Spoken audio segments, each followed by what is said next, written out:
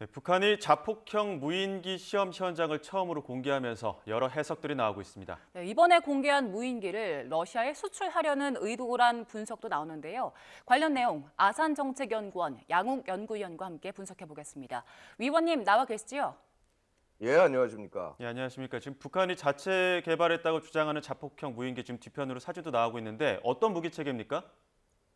일단 자폭형 무인기, 그러니까 자폭 드론이라고 보통 얘기를 많이 합니다만, 이 자폭 드론은 최근 우크라이나 전쟁에서 본격적으로 활용이 되면서 전쟁의 주요 수단으로 자리 잡고 있는 무기 체계입니다. 특히 이번에 북한이 공개한 자폭 무인기 두 종은요. 자, 우선 어, 전술급과 작전급 두 가지로 나눠서 볼 수 있습니다. 예. 전술급이라고 제가 표현을 한 것은 사거리가 아마도 100km 이하 정도의 거리에서 어, 어, 주요 무기 체계, 즉 전차나 장갑차 등과 같은 지상 무기 체계를 파괴할 수 있도록 만들어진, 지금 이제 사진에 나오는 바로 저 무인기를 전술급 자폭 드론이라고 말씀드릴 수가 있겠습니다. 보시다시피 이 무인기는 십자형 날개를 가지고 있고요. 이것은 뭐 러시아제 그 자폭 드론인 란쳇과 유사하다라는 평가가 있습니다만은, 사실 이 란쳇이라는 것도 이스라엘 계열 회사에서 만든 히어로라는 시리즈의 드론을 흉내낸 것으로 보입니다. 그래서 그런 유사성이 있고요. 자, 두 번째, 자, 지금 이스라엘제 하롭과 유사한 드론이 나왔는데, 이것을 저는 그 작전급 자폭 드론이라고 말씀드리겠습니다. 자, 보시면은요, 이 하롭과 유사한 드론은 이미 러시아가 우크라이나 공격을 위해서 사용하고 있습니다. 즉 이란에서 도입한 샤헤드 136이라는 드론이 바로 저런 형상의 드론인데, 이 샤헤드 136이라는 드론도 사실 알고 보면 이스라엘제 무인기, 이스라엘제인 하롭을 그대로 베낀 것이라고 할 수가 있습니다. 예. 그리고 북한이 이번에 선보였던 기종은요, 그 샤헤드 136과 같은 구형 하롭 1이 아니라 하롭 2라고 하는 조금 더 신형의 것을 이 카피를 한 것으로 보이고요. 이에 따라서 사거리는 최소 1000km 이상, 최대 거의 2000km 가깝게 되지 않을까, 그렇게 추정하고 있습니다. 예, 그래서 이번에 공개한 자폭 드론이 러시아제 그리고 이스라엘제와 비슷하다는 말씀 주셨는데 이 자폭 드론을 만드는 것 자체가 기술력이 많이 필요합니까? 사실은 이 드론 자체를 만드는데 엄청난 기술력이 필요하지는 않습니다. 우리가 보통 북한의 드론 기술력이 좀 떨어지는 것이 아니냐. 왜냐하면 아시다시피 2014년이나 이런 과거에 보여줬던 이런 드론들 같은 경우는 아무래도 굉장히 조악한 모습이었지 않습니까? 그런데 예. 북한이 어떻게 저렇게 하루아침에 저런 능력의 드론들을 만들어낼 수 있을까 의아해할 수도 있습니다만은요. 사실은 드론을 만드는 것이 그렇게 어려운 기술이라고 어려운 기술이라고 보기는 어렵고요. 되려 북한은 지금 탄도미사일을 넘어서 순항미사일까지 만들고 있는 국가인데, 오히려 이런 훨씬 더 낮은 기술 수준인 자폭 드론을 만들지 못할 이유가 전혀 없는 것이죠. 그럼 예. 그런 기술력을 가지고 이번에 공개한 거는 러시아에 수출하려는 의도도 있다고 보십니까? 일단 지금 북한 군 자체가 아마도 이런 자폭 드론을 어떻게 활용할지에 대해서 아직 충분한 연구와 개발이 되어 있지는 않을 것입니다. 아, 그렇다면 지금 이 드론들은 결국은 그 유사한 드론을 사용하고 있는 러시아에 판매하는 것이 우선이 되지 않을까라는 추정이 그래서 가능하다는 것이죠. 네, 지금 러시아가 우크라이나 전에서 이 자폭 드론 굉장히 많이 활용을 하고 있잖아요. 근데 러시아 자체 내에서 수급을 하기는 좀 어려운 상황인 겁니까? 러시아 자체에서도 물론 생산을 하고 수급을 하고 있습니다만은요, 아마 굉장히 조금 더 많은 양이 필요로 할 것으로 보입니다. 뭐 러시아는 지금 스스로 얘기하는 것이, 우리는 뭐 최대 거의 3만 대 이상, 심지어는 10만 대의 드론을 월간 생산할 수 있다. 이렇게 그 장담을 하고 있습니다만 사실은 그렇게 상황이 쉽지가 않은 것이고요. 지금 이제 그 원래 그 러시아군이 지금 굉장히 효율적으로 쓰고 있는 저 란체 3라고 하는 드론 같은 경우도 사실은 어찌 보면은 생산량이 충분치 않을 수 있다라는 것이죠. 그래서 그것을 보완할 수 있는 혹은 그것을 대체할 수 있는 그러한 드론을 북한이 생산을 해서 제공하려는 것이 아닌가, 그런 의심이 충분히 가능하다는 것이죠. 예. 위원님 앞서 이 자폭형 드론이 전쟁의 새로운 그 주요 수단이 되고 있다 이런 말씀하셨는데 현대전에서 특히 이게 위협적인 이유가 있습니까? 자, 일단 이 드론은 상대적으로 사이즈가 작습니다. 크기가 작기 때문에 예. 탐지가 쉽지 않은 어려움이 있고요. 자, 그다음에 일단 이 드론 자체가 예를 들어서 뭐 제작하고 뭐 하는데 비용이 그렇게 많이 들어가지가 않습니다. 그래서 예. 바로 이러한 점으로 인해서 그 전장에서의 가성비가 매우 높고 결국 굉장히 많은 양을 양산해서 활용할 수 있다라는 장점이 있고요. 그러한 장점을 지금 우크라이나 군이 한껏 활용을 해서 러시아를 이렇게 곤경에 빠뜨렸고, 러시아도 그런 우크라이나의 사용 예를 보면서 역으로 따라하면서 지금 우크라이나 전쟁은 드론의 전장이다라고까지 표현될 정도로 그렇게 치열한 드론 전쟁이 벌어지고 있는 것이죠. 네. 이 자폭 드론에 대응할 만한 방어 무기 체계가 있습니까? 원래 드론 대응은요, 두 가지로 말씀드릴 수가 있습니다. 하드킬과 소프트킬. 그래서 우리가 보통 드론 대응이라고 하면 하드킬, 즉 물리적으로 격파하는 것들을 생각을 하는데, 뭐 사실은 드론이 뭐 기관 총에도 이렇게 공격을 당할 정도로 굉장히 취약합니다. 근데 문제는 뭐냐면 이 드론을 탐지하는 것이 굉장히 어렵다는 것이 훨씬 더 큰 문제라고 말씀드릴 수가 있고요. 자, 그 다음에 이 하드킬보다 훨씬 더 유용한 방법은 소프트킬입니다.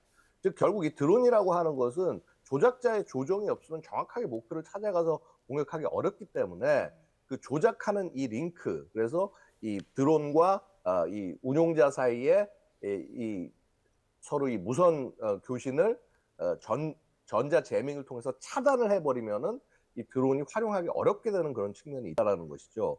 그래서 뭐 우크라이나도 그렇고 러시아도 그렇고 상대방의 드론 공격에 대응하기 위해서 굉장히 강력한 전자전 능력도 같이 추구하고 있다라고 말씀드릴 수 있습니다. 예. 예, 이번에 그 무인기 성능 시험장의 그 현장 지도 나선 지금 여기 보시는 것처럼 김정은 위원장 모습이 지금 빵 모자도 쓰고 있고 또 다른 사진 보면 한박 웃음 짓는 모습도 눈길을 끌고 있거든요. 이게 옷차림도 좀 그 할아버지 김일성을 닮았다고 해서 이것도 어떤 의도를 갖고 좀 등장한 거라고 보십니까? 예, 뭐 기본적으로 김정은의 경우에는 그 할아버지의 그 젊은 날을 굉장히 그 흉내를 내려고 하는 그런 모습을 보이고 있습니다. 결국 이러한 이미지 메이킹을 통해서 마치 그 김일성이 다시 살아와서 그 굉장히 좋은 정치를 펼치는 듯한 그런 인상을 만들려고 하는 그런 이미지 정치의 모습 중에 하나다라고 말씀드릴 수 있겠습니다. 예. 예. 그리고 어제 국정원에 그 북한 동향 관련 보고가 있었는데 북한이 이달 초에 탄도미사일 발사대 250대 배치하겠다고 했는데 여기에 대한 이야기가 있었습니다. 실제로 확인된 게 있습니까? 자, 이게 250대를 실전에 배치한다라고 하더라도요, 과연 저기에 들어갈 미사일량이 충분한가에 대한 질문들이 분명히 있을 겁니다. 근데 하여튼 그러한 부분들은 뭐 조금 이따 말씀을 드린다고 하더라도 일단 이 250대 자체를 지금 일선에 배치하고 있느냐, 아직 여기에 관한 정보는 나오고 있지 않습니다. 다만 김정은의 말이 사실이라고 한다면 최소한 그 54대가 저는 이게 한 개 여단 정도로 추정이 되는데 각 그 전연 군단마다 이 여단이 배치되지 않을까 이렇게 추정은 하고 있습니다. 근데 이게 지금 이동식 발사대가 북한이 이제 최전방에 배치가 되면 우리 국정원이 예상한 대로라면 충청도까지인데 그럼 계룡대 이제 우리 군의 어떤 군 거점까지도 타격이 가능한 거 아닙니까? 뭐 일단은 그렇게 북한이 주장을 하고 있는데 이 부분도 좀 잘 지켜보셔야 돼요. 북한이 애초에 이 화성 11라입니다. 이 미사일이 화성 11라를 가지고 공격할 수 있는 거라고 얘기한 것이 실제 실험한 것이 110km였어요. 그런데 이것을 추후 최근 발사해서 300km 정도까지 늘린 모습을 보였습니다. 이것을 좀 볼 때는 결국 300km까지 늘린 버전이라고 하는 것은 새로운 것을 만들었다라기보다는 그 탄두 중량을 좀 더 줄인 그런 모델로 접근했을 가능성이 높다고 보여지고요. 그래서 실제 이것이 그렇게 만약에 계룡까지 공격을 한다고 하더라도 그리 우수한 성능을 발휘하기는 어려울 것이다. 엄청난 파괴력을 보이기는 어려울 것이다라고 개인적으로 보고 있습니다. 예. 그다음에 여기에 더해서 더 큰 문제는 자, 과연 지금 저 미사일 1000발, 그러니까 발사기 하나에 미사일이 4발씩 들어가는데 자, 이 1000발의 미사일을 북한이 지금 당장 생산을 해서 배치할 수 있냐는 또 완전 다른 문제입니다. 왜냐하면 최근에 그 북한의 미사일 발사 동향을 보고 있으면요, 예. 굉장히 놀라운 사실인데 작년 12월부터요, 올해 7월까지 KN-23, 그러니까 화성 11 가 계열의 미사일 발사가 없었습니다. 그 말은 뭐냐면 미사일 생산이 사실 북한도 쉽지 않고 생산을 하더라도 이것을 러시아로 우선적으로 수출하고 있는 것이 아닌가 이렇게 추정이 되고요. 예. 그렇다면 그 똑같은 문제를 바로 이 미사일도 갖고 있을 것이다라고 추정이 가능하겠습니다.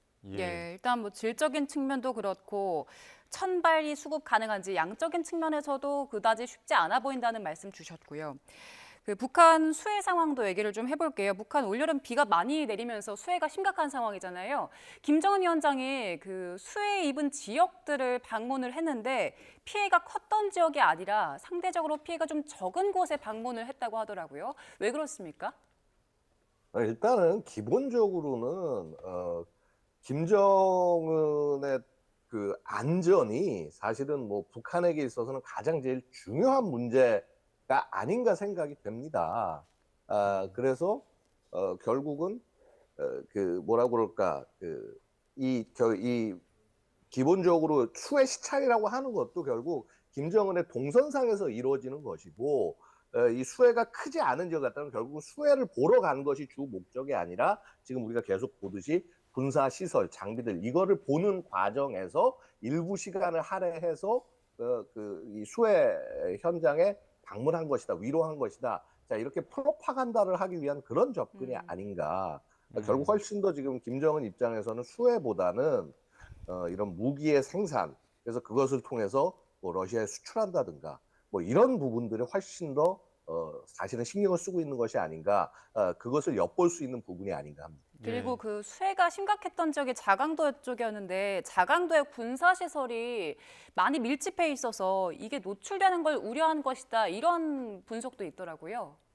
예. 사실 그 분석도 일부 동의를 합니다. 왜냐하면 애초에 이제 장도 지역에 다양한 시험 개발 시설 같은 것들이 펼쳐져 있기 때문에 이 부분을 당연히 공개하긴 어렵겠죠. 근데 하지만 그럼에도 불구하고 만약에 현지 지도를 하고 그렇게 해서 이 보여주는 게 목적이라면은 거기를 집중적으로 갔을 겁니다. 근데 제가 그래서 지금 말씀드리는 것은 되려 이 수해 복구 현장을 보는 것이 김정은의 목적이 아니라 그냥 그건 자신의 여러 가지 일정 중에서 되게 작은 부분의 하나에 불과한 것이 아닌가라는 것이 되려 보여진다라는 것이 제 말씀입니다. 예, 겉으로는 수혜를 입은 뭐 수재민 챙기기, 애민 정신 이런 이미지를 좀 부각하는 부분들은 있겠지만 또 한편으로는 김 위원장이 호화 요트를 아직도 좀 운항하는 부분들이 있다 이런 부분들도 눈에 띄거든요. 이건 어떻게 봐야 됩니까? 예, 아마 이제 제가 이해하고 있기로는 김정은 정권이 4대 요트를 보유하고 있어요. 뭐 80m짜리, 60m짜리, 55m짜리, 50m짜리 이렇게 4종류가 있는 걸로 알고 있는데 특히 80m짜리 요트는요. 안에 그 국제 규격의 수영장, 레인을 갖춰진 굉장히 어떻게 보면 황당할 정도로 호화스러운 그런 유람선입니다. 이것이요. 지난번 보면 그 갈마반도에 지금 이제 영상이 나오는 것이 그건데요.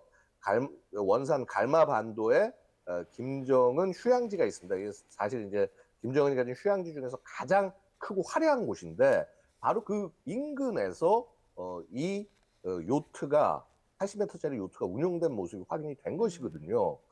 자, 그렇다면은 이게 결국 이 저런 비싼 요트를 운용하는 것은 로얄 패밀리, 그러니까 북한의 김정은과 관련된 뭐 김정은 직계라든가 이런 사람이 가지 않고는 저것이 움직일 가능성이 지극히 그렇게 높지 않다고 보여지고요. 그렇다면 결국은 이 로얄 패밀리의 휴가를 위해서 활용이 된 것이다. 즉 북한 주민들은 저렇게 고통을 받고 있지만은 이 로얄 패밀리들은 누릴 것을 다 누리고 있다. 자, 이렇게 말씀드릴 수 있는 것이죠. 예. 그리고 북한이 올 겨울부터 관광을 재개할 거다 이런 보도가 나오더라고요. 5년 정도 만인데 외화벌이가 목적인 걸까요? 기본적으로는 그럴 것입니다. 뭐 외화벌이 목적이기도 할 것이고요. 근데 사실 생각해 보면은요, 기억하시겠지만 오토 원비어 사건 있지 않았습니까? 예. 그렇게 해서 이런 체제하에서 이렇게 막 사람을 함부로 부금하고 하는 체제에 관광을 갈 사람이 거의 없을 것입니다.